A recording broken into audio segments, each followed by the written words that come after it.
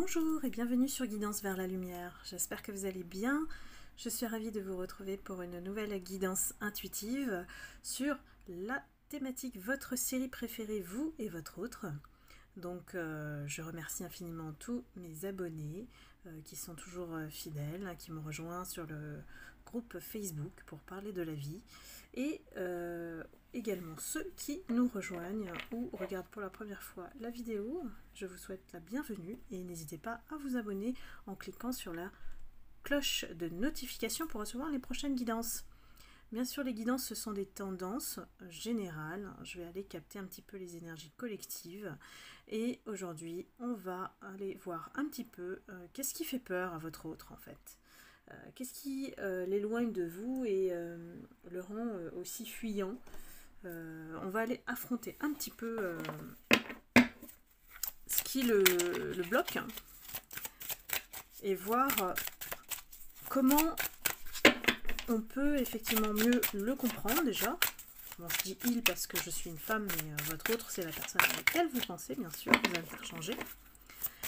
Et j'ai réservé pour ça des petites cartes pour la fin du tirage. Savoir dans quel état d'esprit il est et quelles sont ses peurs. On va pouvoir détailler un petit peu plus via l'oracle de la triade. Donc, comme je vous le disais, ce sont des énergies à tendance générale. Donc ça ne va pas parler à tout le monde. Si vous souhaitez une guidance personnalisée à vos énergies, je vous invite à regarder sous la vidéo dans le descriptif pour me contacter en privé. Vous allez recevoir un message automatique avec toutes les informations et vous n'avez plus qu'à me dire l'option et je vous envoie un lien PayPal pour le règlement. Donc il y a une particularité quand même sur le lien PayPal parce qu'il faut mettre envoyer à vos proches, sinon PayPal bloque la somme et prend en plus des frais si vous ne décochez pas la case service. Donc voilà, c'est dit. Hop. Et ça prend un peu de temps avant que je vous réponde, mais je vous réponds. Alors, ici, quelles sont les peurs de votre autre? Il est énormément bloqué et énormément bloqué par lui-même. Ça s'appelle de l'auto-sabotage. Lui, on lui indique, et quand je dis on, c'est l'univers, qu'il est obligé de passer par la foudre. Il est obligé de recevoir cette foudre karmique pour se réveiller, pour comprendre qu'il doit se pardonner et pardonner à l'autre.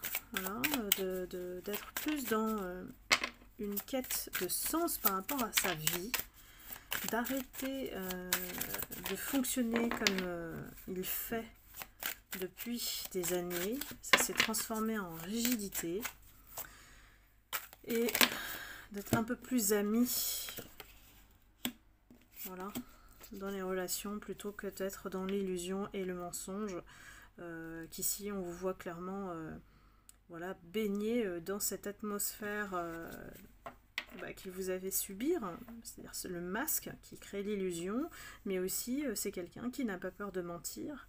Alors on comprend que c'est pour se protéger parce qu'il y a un pardon qui est nécessaire et qui n'est pas assez respectueux parce qu'on sort la carte du frère, hein, c'est un lien normalement qu'on doit respecter et lui il outrepasse en fait ce respect en se protégeant lui d'abord.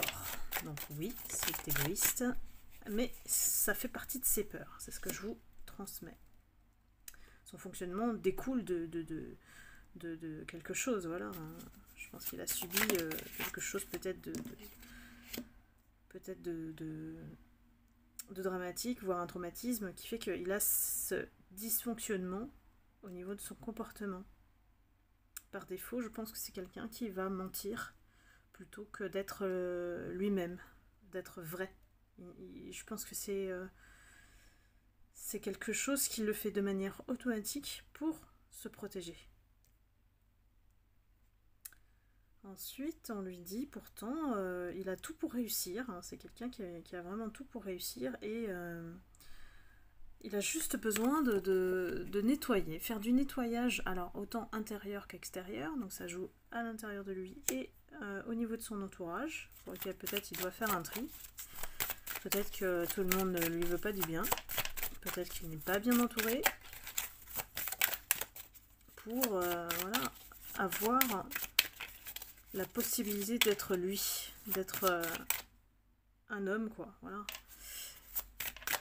On lui laisse pas la possibilité, c'est étrange. Ce que je ressens.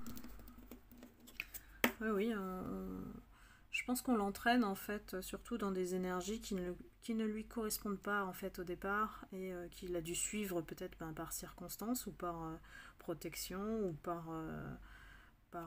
comment, apparence sociale. Donc en fait, j'ai l'impression qu'il n'a jamais pu être lui-même.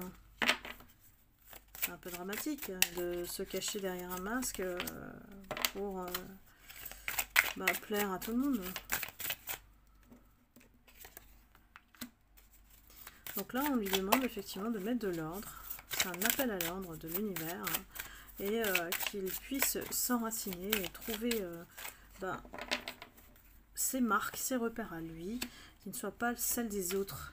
Sinon, il ne peut pas exister en tant que lui et lui-même, en fait. Il est toujours en train d'écouter les autres. Et c'est ce qui un peu le maintient dans cette peur, parce que les autres ont aussi peut-être capté cette peur-là, et ils jouent en fait sur ces blessures pour le maintenir sous leur chape, quoi, voilà. Sous leur manipulation, peut-être.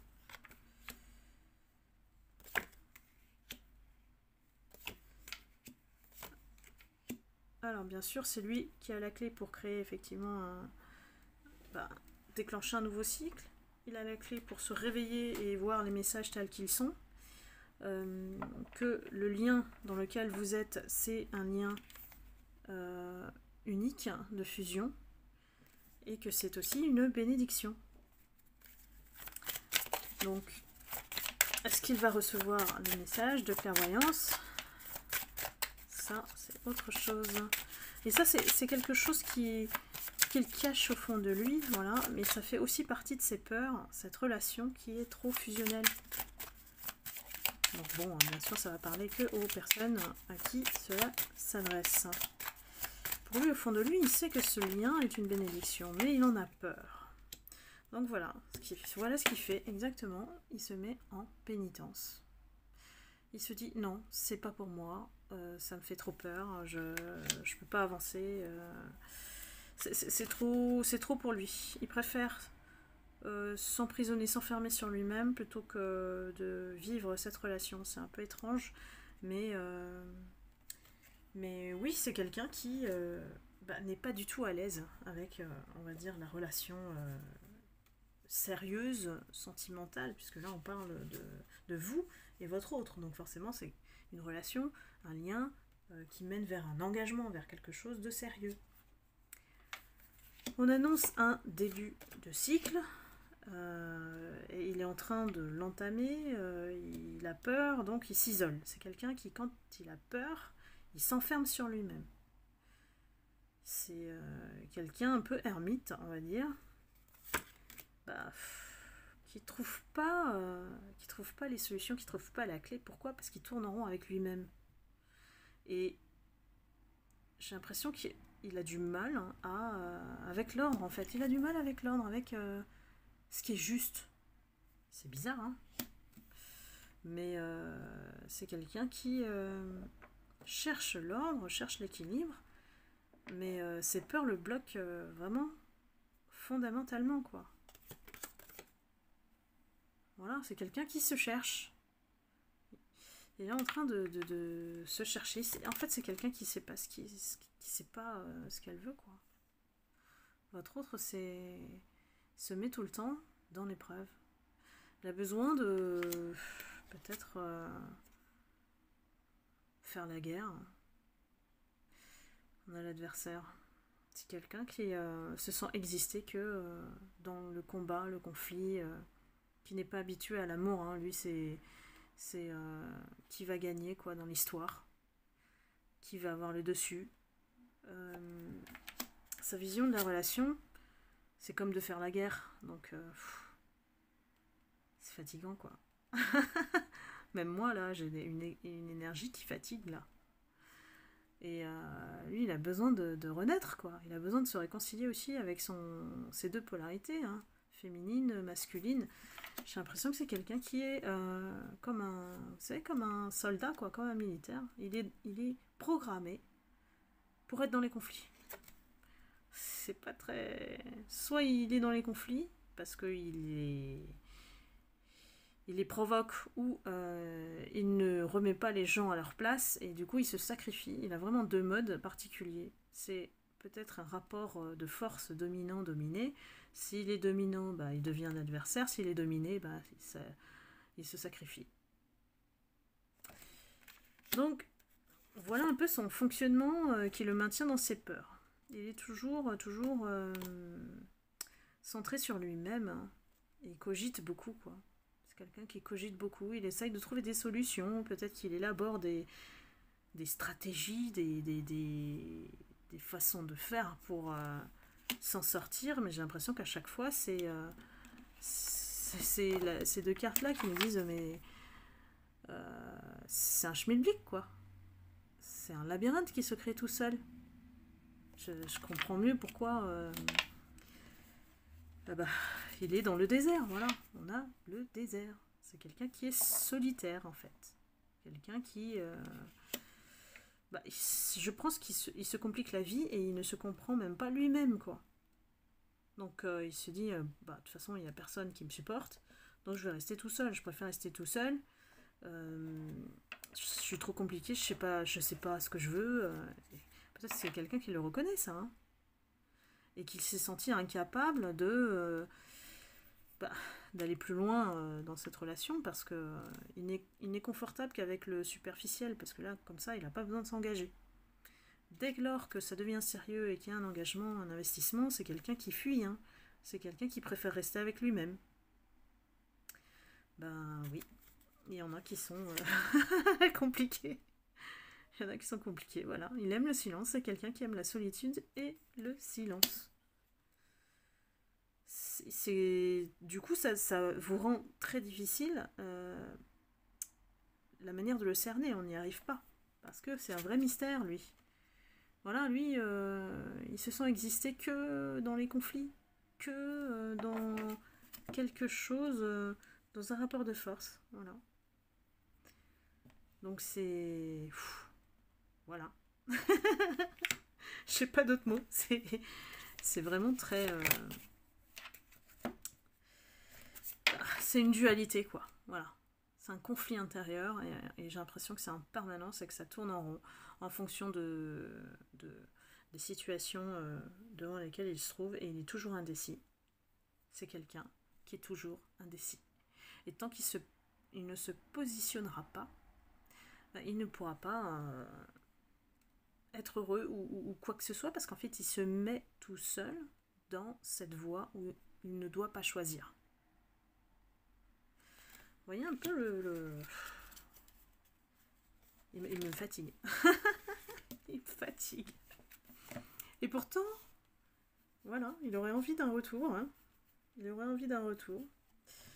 Le retour s'avère quand même assez compliqué, parce que va falloir déployer toutes ces stratégies, ces charmes, ces séductions, je ne sais pas quoi. Vous connaissez mieux la manière dont il procède pour vous embobiner en quelque sorte, c'est de vous mettre de la poudre aux yeux. Hein.